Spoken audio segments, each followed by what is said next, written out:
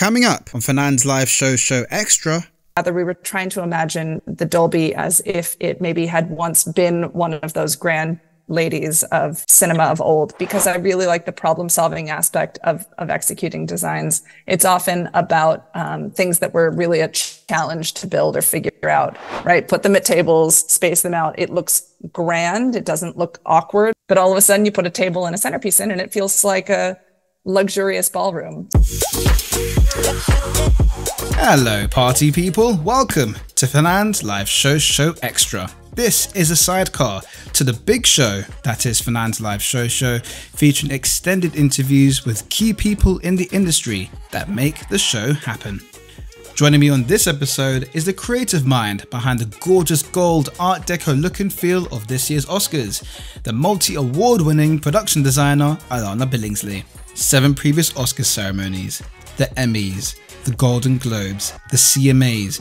If there's an award show, you can bet she's behind the art direction of it. Now, what's really significant is that this is the first year with a woman-led duo taking care of production design, featuring industry-leading co-designer Misty Buckley. Grand inspiration from the golden age of cinema, and was this a reaction to last year's Will Smith and Chris Rock incident? Listen on to find out. Here's my extended chat into the production design of this year's Academy Awards with multi-talented and multi-award winning production designer Alana Billingsley.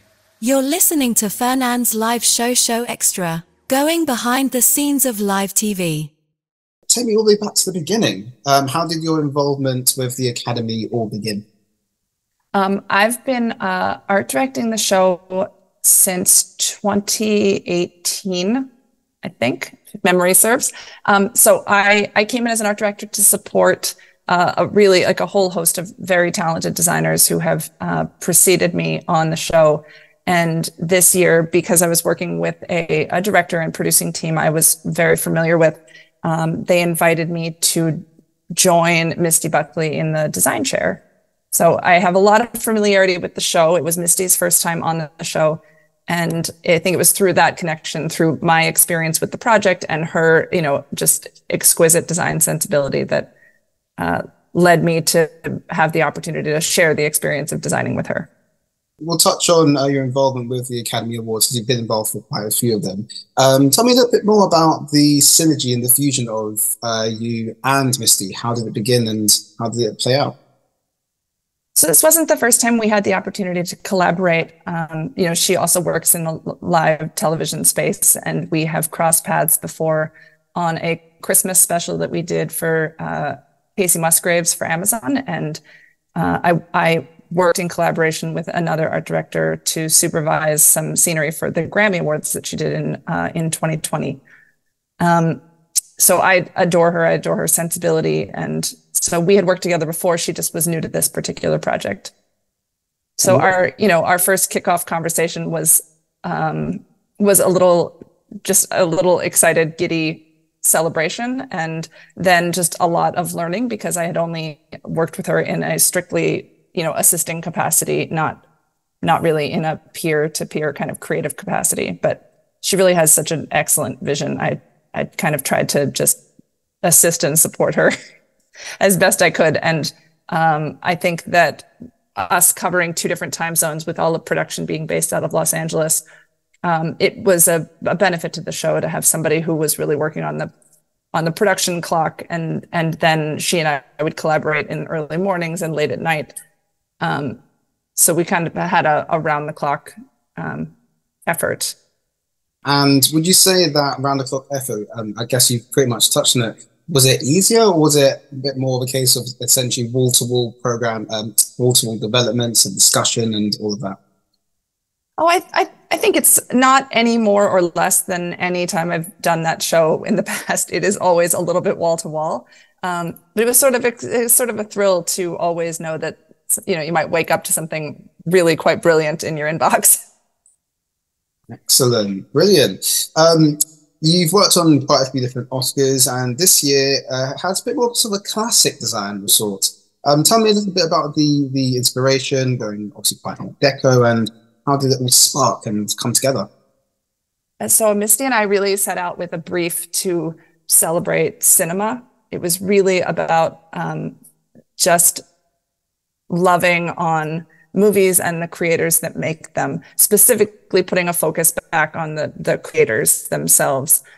But our brief that we wrote, our goal was to create a set that was a love letter to cinema. We celebrated classic movie palaces and social salons, and we looked at the architecture of gathering spaces specifically that were designed to bring people together as an escape. There's some excellent examples of classic movie houses here in Los Angeles that we referenced, and we didn't try to pull one specific movie theater. Rather, we were trying to imagine the Dolby as if it maybe had once been one of those grand ladies of, cinema of old, and we try to celebrate that history by taking over the architecture of the theater that we know is a given, that is the historic home of the show. And how long is the design process from that first idea right through to conceptualizing them and then putting on stage? I think we had our first conversations in late August or early September of that year. So it's a pretty swift development process. Literally ideas down and straight to it, and then from there to construction.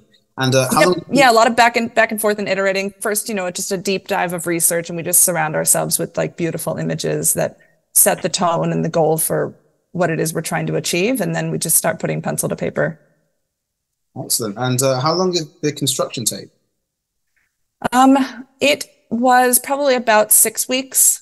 About 6 weeks of actual construction time. I think we, certain elements always kind of come together at the last minute, but yeah, we always aim for about 6 weeks. It's tricky with the holidays between Thanksgiving and Christmas and New Year's, and it's always a little bit halted, but we use some really amazing local shops here in LA. So we save on, we save that time back on trucking and whatnot. So, but we get into almost as soon as we start putting together pieces in the design, or things start to come together, we start sampling with different vendors that we think might be the right fit to build things. Now, you've worked on a number of different Academy Award ceremonies, or range from different beautiful designs. Did you feel you had to make more of an impact this year with this year's design compared with the others? No, I try to take each one on its own merits, because they also are led by different producing entities. The Academy brings in different executive producers some years, and each year the show tries a little bit to respond to the year before, but it also is trying to tell, ultimately it's about those 24 awards and the people and the speeches and the community. And there's so much you can't really know until you know what shows are nominated. That really sets the tone for the entire evening. So when it comes to setting the stage, you have to follow the lead of the executive producer, who's trying to conceive of a show from top to bottom. And this year, the brief was really to create a space that would celebrate all of the crafts. Everyone that is part of the movie making community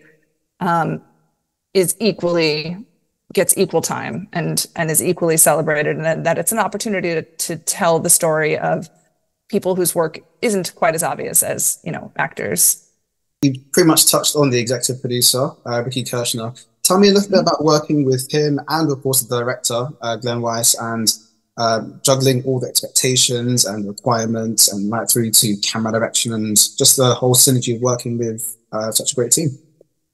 Yeah, I mean, I'm really fortunate to have had years of experience working with both Glenn and Ricky on a number of different live television shows. So it's a real pleasure to have a shorthand with people and to understand the common points of reference. And, I have a sense of how they like to stage things, and they have a very theatrical sensibility about them. So things happening vista on stage is very important, and creating an experience for the people in the room as well as for the people at home. So I think that, the biggest asset for me was just having a lot of history with them, and really being able to kind of speak the language and try to service their show with with some efficiency. Working in cameras is always a bit of a fun puzzle because that's, of course, you know, you want to create a great room, a great looking room, but ultimately we're making a television show. So finding creative ways to place cameras and work with creatively placed cameras. I mean, Glenn is just a master of trying to find unique ways to see a space. Brilliant. Now, speaking of spaces, it's got quite a bit of an expanse on the stage for performances and imbuing that into the design. How did the idea of that come about? And then, of course, going on to the orchestra, which was placed just behind the stage as well. So the orchestra is, for as long as I've been a part of the show, the orchestra has been down in the orchestra pit of the Dolby Theater. I mean, they have a proper theatrical pit that lowers down and is right there at the traditional location that you might expect. I think with that experience on the show, I was particularly excited about giving them more space and really like letting it breathe and making them feel like the important part of not just of the show and being part of the soul of the show throughout those, you know, 3.5 hours on television, but also celebrating music as underscore as a really vital piece of what makes movies feel special. So giving them a really special place to join us for the evening up on stage was, you know, as soon as we landed on the idea, it really felt like a core tenet of the layout of the stage and the use of the stage. I agree. It was beautiful. The segues to the commercial breaks, the camera will pull back and see them literally behind the curtain just doing their thing. I thought, fantastic idea. Oh, thank you. We were really pleased, and it made it feel like, you know, to Glenn's credit, he always made a point of showing the relationship between, even when they were down in the pit, you know, there would always be those transition shots where the camera would kind of come up through the floor and you understood they were there. But to truly feel like they were just as present as anyone else on stage, I think that it just was a really fun opportunity to create a fresh looking space. Now, in terms of the look of the actual utilization of the look, which used lots of LED screens and lighting, how was that incorporating that within the design as well? Going from previous years where there was different tons of materials, but this year it seems there was a bit more of a canvas for video content to really take center stage.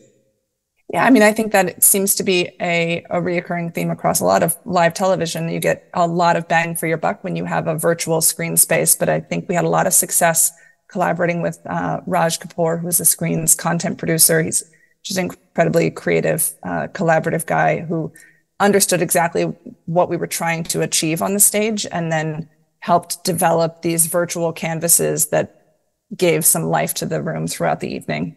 Now, it's been reported quite a bit, but what's your take on how this design was a reaction to last year's incident, so to speak, and the design and how it's changed from immersive seating to the traditional look, which I quite like last year's design, actually, but anyway. Well, I mean, I think that last year's design was as much a reaction to you know, what I'll call the COVID television show solution, which is that we have to space people out.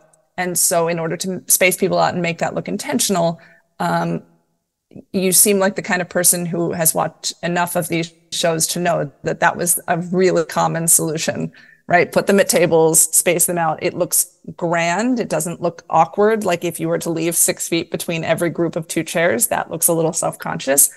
But all of a sudden you put a table and a centerpiece in and it feels like a luxurious ballroom. So I think it's unfortunate, you know, that the proximity, you know, the intimacy that we tried to create the previous year with the cafe seating and the immersive awards acceptance area, you know, the brief there, the thing we were really excited about that year was the relationship between the nominees and their peers. They were really sort of there enjoying the evening together in a really intimate space. And it felt really personal, like they were just standing up in a living room or something and speaking very casually to their community. You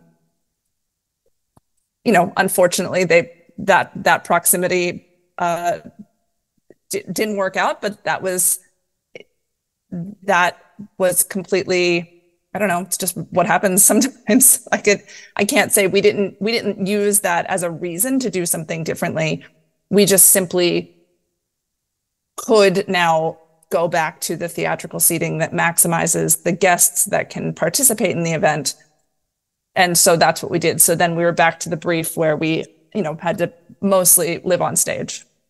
The benefit is that we kind of came out and brought the stage out into the house, whereas before we brought the house up to the stage. So we sort of swapped it. So I think we still were able to achieve a lovely feeling of immersion, even with the increased density in the theater. And that was actually one thing I really liked about last year, bringing the audience and the award winner, so to speak, closer together, and the beautiful fusion of that. Just to follow on from that, seeing that, of course, was a response to the COVID solution for television, so to speak. Seeing the creative dimensions possible with that, is there a possibility or an idea that it could revert to that for something different in future years, or do you think it will still revert to the traditional sort of theatre seating? At the end of the day, they're not my tickets to sell, so I get told what the parameters are, and then we work to that brief. Brilliant. Do you have a favorite part of the stage design? Something that you probably fought for from the beginning, or something that's like particularly closest to your heart? Oh, I think I was particularly excited about the little bas-relief panels that it was where we merged the video and the scenery. They were our transition panels, and there were a few virtual looks that were specifically extensions of that. And in those moments, it really felt like you almost couldn't tell what's real and what's virtual, and those were quite fun to create. Yeah, I really particularly enjoyed that, especially how even the backs of the LED seats also match the color depending on what's on stage and all of that as well. Was that a development from the design, or was that let's try and bring something new to the look? Oh, I think it all is a little bit organic. I think that creative process was a little bit organic, across the board. Sometimes you just stumble on something and it lands. And that's the beauty of the creative process, which is always really good. Do you have any geeky production facts and figures, any sort of particular Easter eggs or things that were really, that sort of particular interesting technical information about the staging and its design and all of that? Let's see. I do usually keep a list. Obviously nothing top of mind. Let's see. We had over 3,500 square feet of LED screen on this year, and 1,500 yards of velour. We really celebrated, I think, fabric being incorporated in an authentic architectural way was something that felt, unique to the show. I think it made it feel very human. It really did. I guess it gave it a bit more of that extra warmth and extra sort of comfort within the award ceremony. And with your involvement in previous years, and I guess even just the last few years, or maybe the last couple of decades of the Academy Awards in general, do you have a set of favorites stage designs that you're like, yeah, that was pretty cool? It is usually, for me, it is less maybe about the overall completed picture. And because I really like the problem solving aspect of executing designs, it's often about things that were really a challenge to build or figure out. And so in that respect, there was a proscenium about 5 years ago for the 90th that was sort of a fractal crystal silver proscenium that was a series of tessellated pentagon tiles that we developed. And that was just a really fun math and engineering challenge. That was a good one. My favorites have more to do with the technical execution than necessarily the final aesthetic impact. So that satisfaction at the end of having to work out how we're going to break this down and keep the look and then make it functional at the same time, I'm guessing. Yeah, absolutely. And you pretty much touched on it. What challenges were there for this year in terms of creative solutions, the technical bits, and any difficulties this year in making it happen? Just maintaining space planning was the challenge, because once we put the orchestra up on stage, we all loved the concept. But when you think of a show flow, like a backstage production logistics flow, it has grown to fill the space in years when the orchestra was downstairs in the pit. So we claimed some backstage real estate to fulfill that, that really interesting creative idea. But that meant that downstream, we had to then find creative different places for the show to function. So it's like you take from one and then having to give back to another and find the balance between making right. And it's not quite a trade, because the space that the orchestra vacated is not the same kind of useful space in a backstage, geography layout. So that was the biggest, I think, unseen technical challenge, was simply finding the right amount of space to support the performances and the rest of the show. Now, yourself being quite a big name in the production design industry, the space, what's next for you? And what have you been working on that you can say or can't quite say? Oh, I am currently working on the next version of an annual show that I've been associated with for a number of years. The CMA Awards is my next big project. It's in the fall, and I've had the pleasure of working with that team for about 10 years now. So my business partner and I, we are both art directors who work in this live event space. We've had the pleasure of cultivating like a lot of really great, long-lasting relationships that mean we get a lot of really great opportunities. For us, the longer lead time, the better. Yeah, in fact, one last question on that. Have you ever dealt with coming up with a design solution in such a short amount of time, and how did that transpire? Oh, countless times. I regret I don't have a pithy anecdote, but once you've built the foundation for any given show, you are then solving countless last-minute design challenges. It's just inevitable, especially in the one-off world. You just will do anything to make it work, to make the night be as successful as possible. Brilliant. And a great note to end on. Thank you so much. Absolutely. Thank you. Thank you for being so well prepared. I try. You're listening to Fernand's Live Show Extra, going behind the scenes of live TV. A fascinating insight into the little details that make one of the most glitziest award ceremonies on screen glitzy. If this has sparked your intrigue into how they made this year's Oscars, do check out my full deep dive into how they made this year's production. If you liked what you listened to, go on, give us a like, do consider subscribing and following wherever you're listening to, and follow me on all the socials at Fernand Live Show. Until next time, people, remember, always hit record and stay live. Peace.